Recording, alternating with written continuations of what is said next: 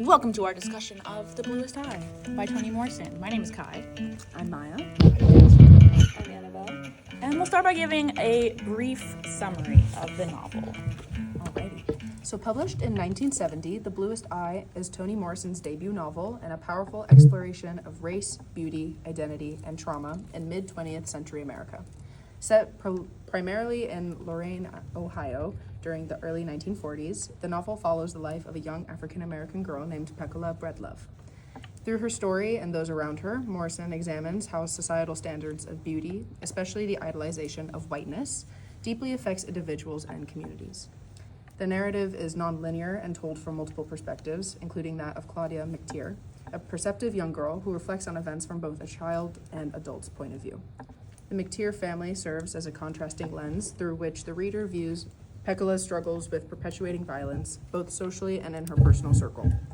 The novel also delves into the lives of Pecola's family members and neighbors, revealing how generational trauma, poverty, and racism have shaped their experiences. A central theme of the book is the destructive impact of internalized racism, how systemic oppression and cultural messages about beauty can lead individuals, particularly Black girls, to feel worthless. Pecola's yearning for blue eyes symbolizes a deeper longing for acceptance, love, and visibility in a world that constantly tells her she is unworthy. Morrison's prose is lyrical and evocative, blending beauty and pain in a way that challenges readers to confront uncomfortable truths about American society. The novel uses recurring motifs and metaphors such as distorted versions of Dick and Jane primers to highlight the dissonance between idealized white childhood and the harsh realities many Black children face. Slay, you eat that up. Great, thank you, thank Maya. you. Excellent summary. So, just starting off, like, what was everybody's like biggest thing that they walked away from the book with? Like, Feeling sad. just sadness. And definitely a better perspective on what childhood feels like, and especially growing up as a Black woman. Obviously, none of us will ever know what that's like, Right. but it definitely, I think this book, more than any other like novel I've read, definitely gave me a better insight into what that may feel like. Even though it was written not current day, it still feels like potent and real, and I could just relate to the passages about like growing up as a woman in general, Yeah, it's as very someone timeless. that is, you know, a female-bodied person. I could relate to those passages, and then you know, it's deeper into growing up a Black female, and just how like dark and really confusing their childhood experiences were. And I think it's great too that the way it's written is like we can all kind of relate to aspects of it, right? Like there are aspects of it that feel relatable, but we can't relate to the whole thing as a whole because none of us are Black women. Kind of adds to kind of go off what you were saying, Kai, with us not being able to understand from that specific point of view. Themes are definitely still applicable to even non-female bodied people, I would also say. Feelings of insecurity or worthlessness coming from Pecola's point of view. And then later on when we see her mental downfall, I think that key aspects of that can also impact and reach several different audiences, which I think is really lovely. But For in its sure. entirety, I think that's what also makes it so like gut-wrenching, is that you're like, you can connect to like little bits, but then when you're like, you step back and you're like, The whole the thing. whole thing is Yeah. happening to this one child is like Yeah. Yeah. devastating. And then like the cyclical nature of it, so like how could these people be doing things to this child? And then you're like, well, when they were children, people were doing equally evil things to them. And it's like, it just feels like an impossible loop where you can't like escape. And like Claudia, we see, it feels like Claudia and her sister do kind of like break away from that, but then like Pecola is still stuck in that like cycle of just Yeah. like evilness and like trauma and the effects of violence it. Yeah, and- for sure. and hate. It's sad. It's sad. It's sad, but it's also so real. So just given that, you know, it's very much about the like Black female experience, but like what we were talking about before, there's a lot for other people to kind of like relate to. Who else might you recommend this book to? Like if you were gonna like recommend it to a class or recommend it to somebody, who might that person be? An immediate audience that comes to mind for me is more so like a town, like people with like a certain frame of mind than like a specific person. Mm-hmm. I went to high school in Paso Robles for a year, and everyone there is so close-minded, and like everyone is white or Hispanic, Yeah. but there's like no convergence between the two communities. And I feel like for the people, like the few people of color that do live there, there's definitely like this social outcast, this like environment. And I feel like even though it's a heavy book to have, maybe reading it in a classroom setting where you have an educator that can lead discussion and can have civil discourse, Yeah.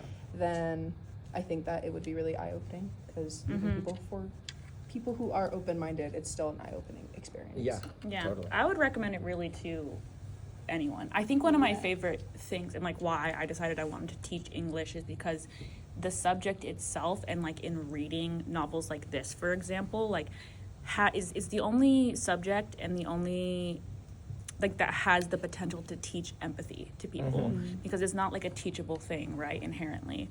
But with novels like this, you're able to hear perspectives that you may not have ever thought about, right? Like if I were teaching this to a class of seniors or juniors, it's like lots of them may not have ever thought about what this experience is like. And I think being able to connect to pieces of it, like we said earlier, is a really important way for people to like feel some kind of interest or connection to the book. But the experiences that we see these children and these adults kind of go through is like has the ability to teach people empathy through like realistic life events that happen to these people. Like this is these are real things that happen, and you may not ever see into like the lives of other people in your actual life, but like through literature, through novels like this, you're able to, which gives you more perspective. I would recommend it to a lot of people. I wouldn't recommend it to anyone who is in a bad mental state currently, because it's heavy. It's You're very already heavy. not but- having a great time. Stay away. It's from not a this one. light, fun like No. read, you know, Yeah. but it's an important read, I think, nonetheless. I feel like I very rarely say that like everyone should read a book. Yeah. But I really feel like with Toni Morrison, Yeah. like every American, especially within America, like she just gets to like the root of like our country, and like Yeah. not only in this book but like in her others too. Like she really just explores like America and like what it means to be American for like people who maybe like aren't the intended Americans, like Black people or other people of color. And I just feel like like especially, I don't know, I just feel like everyone in America should read this book, and it just makes it makes the way the country is now and the way it functions make a lot of sense. Her writing is gorgeous, and like Insane. I mean, I guess the one thing that was confusing for us in talking with our book club was the timeline, but in the end, it all made It all got sense. verified. It doesn't feel like a super inaccessible read, except for the fact that it's very difficult in terms of Right, just for the content. subject matter. Yeah. But I think, yeah, I agree with you, Annabelle. Everyone should definitely read at least something by Toni Morrison, if Yeah. not this. Yeah. You know. Totally. I was gonna say like the legacy of trauma, which is something that she Yeah. is always central in at least the works that I've read. Is like, okay, we might not actively be we might not actively have slavery in this country, but like even 100 years later, people who have never directly been touched by it are still dealing with it and like grappling with this like trauma. And I think that's super, super clear in this, especially with like Pekola's dad, and like the dichotomy between like North and South, and like Ohio being kind of in the middle.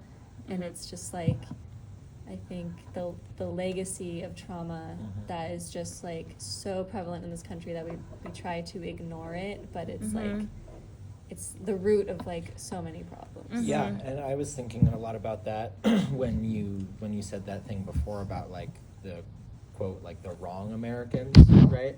And like that, it's like it's one of the last paragraphs I think she writes, but she talks about like, you know, she felt like the soil of the entire country was poisonous to marigolds that year, right? Yeah. Like no marigolds grew across the entire country, right?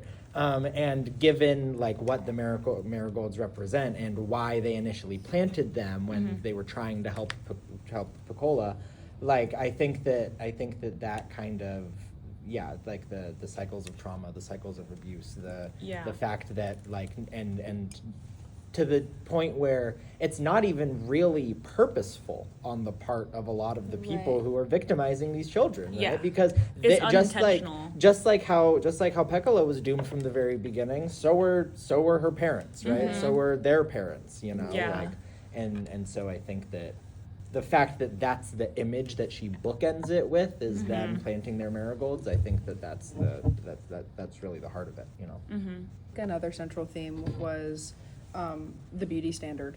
I think that's like one of our introductory themes. It's in the title of our novel. It's Peccola's like whole like desire, it's her fantasy that we're seeing like develop and develop and develop until she unfortunately goes mentally insane due to all of this trauma that she's going through historically and also personally.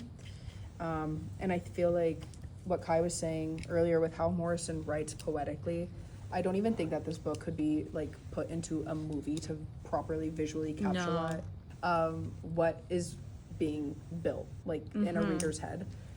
Even if I think that's also why it's so good for all audiences, not to like loop back, but even if you're not a seasoned reader, like the language being used is expressive and pretty. Like you were saying. Yeah. And perhaps done intentionally or not, but I don't know. I feel like we also didn't really get that kind of description about characters. Does that make sense? Like, wrong. on Like, their I- physical their physical attributes or features. their Yeah, like we didn't get like these beautifully descriptive things about people. What's interesting is I feel like when we do get the only real descriptions of characters that I can think of are about the perceived ugliness of the Right. characters that are being Exactly. described, Yeah. right? Yeah. Which especially like I think like comparing the content and the form that the content takes, all of this beautiful, amazing prose, right? And the only descriptions that we get of these characters that are like fixated on beauty and worried about the beauty standard is, you know, how hard Peccola is to look at, or Soaphead Church, or the ways they react to the prostitutes, right? Or Maginot Line's size. Really the only hints that we get are about the perceived faults of the characters that are being described, or the color of their skin, which knowing all the duality and all the dichotomy that we talked about throughout this entire book club, like I don't think that was an accident on her part. No. Because we see all the ways that those ideas are connected in the story, right? Right. The only like really in-depth that also, but the other only in-depth like descriptions we get are of how they view white women or like the little light-skinned girl, I forget what her name was. Yeah. But Maureen, yes, Maureen. And the descriptions of like the dolls, right, from the beginning, or how they describe how Maureen looks and why she's pretty and why the teachers like her. And I love that it is kind of going back to what Maya said also, it's like it's not something that could be made into a movie because it's so personal to their child's thought process, right? Like it's not something that you can really put on screen because you're walking through their thought process, and which is what makes it so like vulnerable. Yeah. And so internal. So internal, We're getting yeah. so much of like what's going on.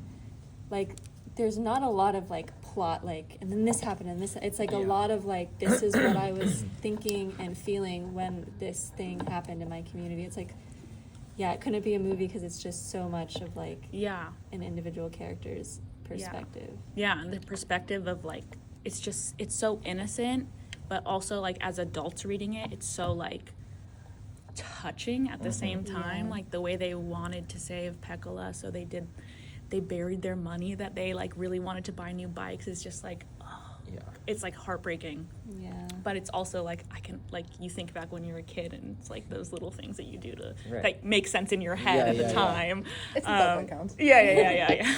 And that's why, like, you know, Annabelle started us off talking about the sort of, like, timelessness of Yeah. this kind of story, and I think that is, like, you know, the whole, like, book versus movie thing that we're kind of touching on right now is, like, when it's a movie, you're kind of watching it happen. But when we're reading it, we are these characters, And yeah, right? Like it's like feeling you it. can't get that. We can kind of extrapolate based on the other things that they do, and Yes, the other yeah. ideas that she's talking about throughout the book. You know. Totally. To kind of go off what Dexter just said, I feel like we see that with Peccola, with her this disgust with the dolls. Yeah. There's the quote, "I had only one desire, to dismember it," and we see like this violence perpetuated in Peccola that she's been exposed to in her community and in her life personally with her. Yeah. And obviously it's not a living, breathing organism, but I mean, to have what is idolized and what is normalized and what is the standard and that be your exact opposite, to then destroy it, I think speaks a lot to Peccola's state as well. And that feels pretty consistent. Yeah. The story. It's true with all of the characters too, is like this feeling of like not understanding, but feeling anger towards what you don't understand, what you feel shameful about. Right. Oh, I just think the doll thing is so like at the heart of the whole novel. Because then at the end, when Peccola has the child and everyone hates it and just wants it to die, and then it does die, Claudia is thinking like, why do they love these white dolls who aren't even real, and then they hate this black baby? No one wants this black baby to live but me. Yeah. But even I don't want it to live because like the origins of it, like the way, like the violence of its conception, like I don't even like want that. I just think the doll thing was so Yeah. central. insanely Yeah, because you almost Powerful. don't Yeah. realize like what it was about when you're Yeah. so you think that it's that kind of just like childhood like innocence Right. thing, like what Kai was talking about, and then you keep reading and you realize what that was about, like Yeah. because of the shifting timelines. You really only pick up on that like when you're past the point of no return. she Yeah. does that so much, like Yeah. like with Peccola's dad, we see him do all these evil things, we know he's doing all these evil things, we hate him, Yeah. and then you get his backstory and you're just like, I feel so heartbroken for you, but I still Yes. hate you, Yeah. and I hate your actions, but I know that you also have that like self-hatred, Yeah. and it's just like it makes it even more sad. Yeah. I feel like that loops back in really nicely with how you said empathy can't be taught. Yeah.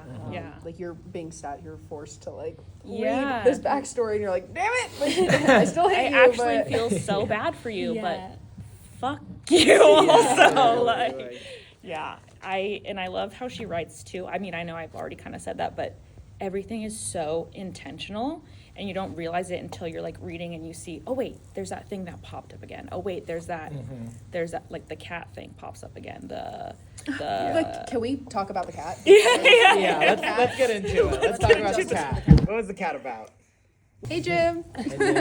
For those who have not read, Right. who wants to take it away? This was Junior's mom, right? Yes. So Junior is a playmate or like a classmate A classmate. of the girls, and he is, I believe, like a light-skinned child, and his family places a lot of value on that. They Yes. consider themselves to be better, Uh-huh.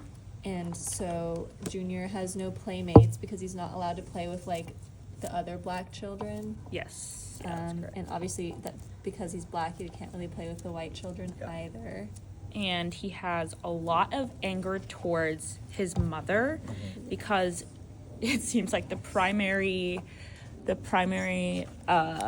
thing or whatever that she shows love and compassion to is their pet cat, her pet cat, I should say. And she doesn't show that same love to Junior, and he's also a child, so he doesn't really understand, but he has this anger. Well, the mom also has a borderline sexual relationship Right. to Yes. the cat. I was hoping you would say something. Like, again, so now we're like, this mom is a freak, but also like she's so isolated and she's so wrapped up with class and race and Yeah. everything that she can't just like be a part of her community. So the only person, like, she doesn't even Yeah. have that relationship with like her husband or her child. She puts all of her desire onto The a cat. cat. Because then her son, who's kind of like the encapsulation of what she feels all of those obligations are and all those systems that have told her, like, this is the kind of woman that you're supposed to be, you know, A, kills the cat, Right. which is doing a lot already. And then Junior blames it on Peccola after luring her into their house. Yeah. Right? Super Which- creepy, by the way. Yeah, That imagery, I got horrible. it made the Horrible. hair on my arm stand up. I Right. didn't like it. Right. But yeah, and then that of course just cements all of those prejudices that Junior's mom already had towards black children because she, And black Peccola women. fit Yeah. black women, right? Because Peccola fits the bill in her mind. you Yeah. know? I also just wanted to say, because we've been talking a lot about like the trauma, which is obviously important and basically what a central part of the book, but it doesn't feel like trauma porn or like anything like that while you're reading it, because these characters are like, they have other qualities that make them like real human beings. Like one of my favorite things about Claudia is she's hilarious. Yeah. She's so funny. Who you She's call like Conehead? right. There was a little bit of like comedic relief with like Yeah. her interjections and stuff. Even I just pulled up the passage where Mr. Henry molests Frida, and Claudia is a child. She doesn't understand that that's what happened, but she's kind of like, damn, I always miss stuff. And she's like, which like just goes back to the childlike view of things. Like you don't fully understand, but Claudia, that's one of my favorite things about Claudia. She's actually so hilarious throughout the whole book. The Yeah. comments she makes and stuff. She's like a funny kid. And it definitely, all of the characters are like that, right? They're so multifaceted that it's not just like focused on the trauma, although that is a massive part of all of them. It's like they feel like real people, Yeah. which is another part of her writing. I could go on and on about her writing. It's incredible. Yeah, I also feel like going into that, it's like there's a lot of that at play with Mrs. Breedlove's story as well, right? Yes. Like when they go to visit her at work with the white family. Oh yeah. I think, and like it talks about how everybody calls her Miss Breedlove except for this white family, which calls her Polly. I believe Polly, is her yeah, name. she gets a nickname. And I feel like that is kind of the same thing going on with the cat, right? Yeah. Like at least there's one household that she can go to where somebody calls her by her name, Yeah. and respects the work that she does, and has a kid that she can like dote over and This wants to spend pretty time white with. child, Pretty right? white who's child, like- exactly. Because Like, from like the second Peccola is born, we find out in Mrs. Breedlove's chapters that she was ugly to her. Yeah, and it just feels like she was just rejected. Yeah. From the From the- moment she's literally born. from the beginning. Because she's so excited to have her, and she talks to her, and she goes over Yeah. all that, and then she's like, when she's born, it's kind of like, oh, I knew she was ugly when she was born, and she was just Yeah. gonna be ugly, and it's like, yo!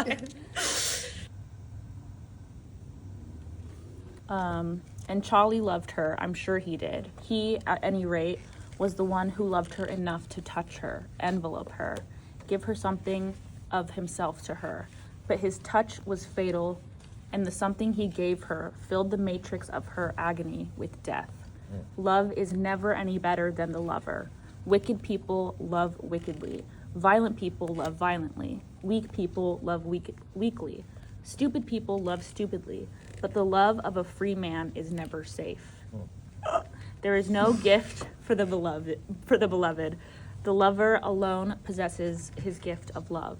The loved is shorn, neutralized, frozen in the glare of the lover's inward eye.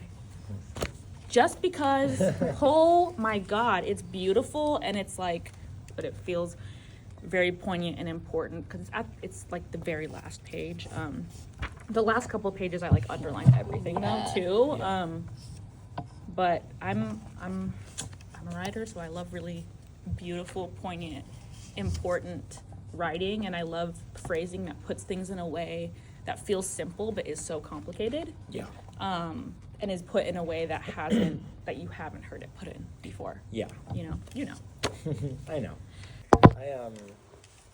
Going back to more towards the beginning of the book, it's going back to talking about the dolls, and the chapter where she's gotten into that, and then talks about how it says the truly horrifying thing was the transference of the same impulses to little white girls, talking about wanting to be mean and cruel to white girls like she was to the white baby dolls. But then about a paragraph after that, If I pinched them, their eyes, unlike the crazed glint of the baby doll's eyes, would fold in pain, and their cry would not be the sound of an icebox door, but a fascinating cry of pain. When I learned how repulsive this disinterested violence was, that it was repulsive because it was disinterested, my shame floundered about for refuge. The best hiding place was love. Thus, the conversion from pristine sadism to fabricated hatred to fraudulent love. It was a small step to Shirley Temple. I learned much later to worship her, just as I learned to delight in cleanliness, knowing, even as I learned, that the change was adjustment without improvement. So basically talking about like having all of these feelings, not knowing where they're coming from, and having nowhere to put them, right? So we see how that assimilation can happen, right? Where if you are Mrs. Breedlove, right? If you are one of the prostitutes, if you are even Charlie's mom to a certain extent, like if you're having all of these feelings when you're, you know, Claudia and Frida and Pecola's age, and you don't have any adults in your life who care enough about you to, you know, get inside your head and actually like learn what's going on. So as a defense mechanism, you're just like, I guess I might as well just play along, you know? I might as well turn what I'm feeling, like, you know, they say that the feelings of love and hate are very close to one another. Like, I feel like it's kind of that same thing at play where it's just like, okay, like, I'm being told that this is like the pinnacle of beauty, so play ball, you know? Like, now I gotta go along with that. Yeah. So I don't have a full passage. I have more so like little lines. To kind of piggyback with what you were saying, a line that stood out to me just by who said it was Claudia's line where she said, "We were so beautiful when we stood astride her ugliness." And I know we keep coming back to this theme of like standardized beauty and, you know, Pecola being deemed ugly at birth, but I feel like Morrison having that line come from a child.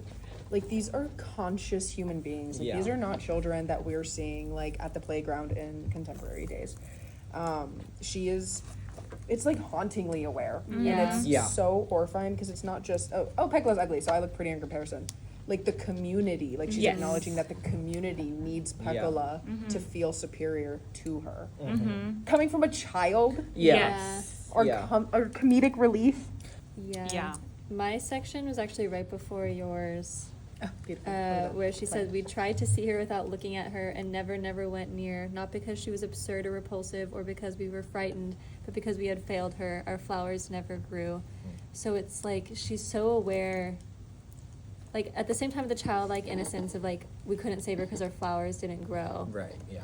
She's also so in touch with like, we felt so much shame about not being able to do anything. Even though we're children, we're not the ones that should be saving this other child. Yeah. Like the shame and finally being able to like understand that shame and like name it in a way that she couldn't do earlier in the novel with the dolls. I just felt was very... Yeah. The end of the novel and Pecola's psychological destruction. How did we all feel about that? I felt like, I felt obviously horrible, but I also was like, yeah, makes sense. Yeah. Like, totally Yeah. makes sense. Because it's literally, you see the destruction of this little girl from the moment she is born up until the end, right? When she, like, loses it all. And it's like, yeah, I don't know. I would probably lose my goddamn mind, too. Yeah. And also, it's like the people that affect her, you get all of their backstories, too. So you almost feeling bad for those people. Because those people are also humans. But the choices they made and how they treated this little girl ultimately leads to her like downfall, her complete downfall, her destruction. I mean, it's obviously horrifying, but it's also like, that sadly makes a lot of sense. Well, it's like the book opens with the end, so we know what happens the whole time, and you're still reading it, and you're like, man, I hope Pecla like moves away and like something good happens to her, even though you know it's not going to happen. You just like care for her so much, you're hoping the whole time up until the very end, and you're like, okay, I have to let that go now. It's not in the cards for her.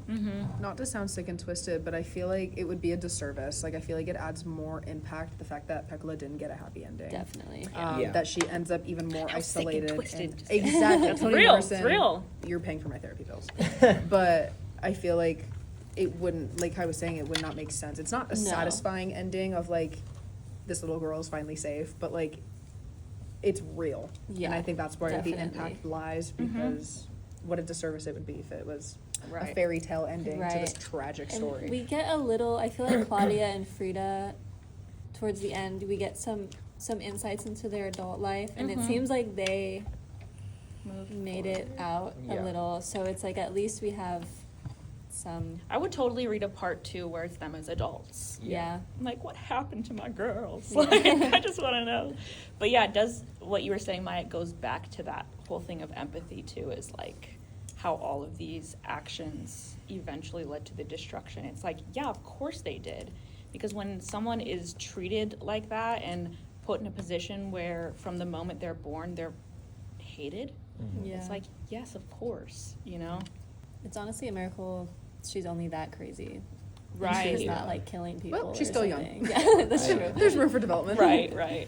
Make sure you like and subscribe. Like and Yeah, subscribe. exactly. Thank you for listening to our discussion of the bluest eye. The bluest eye. This is Kai. This is Maya. This is Dexter. This is Annabelle. And thanks for listening. Bye.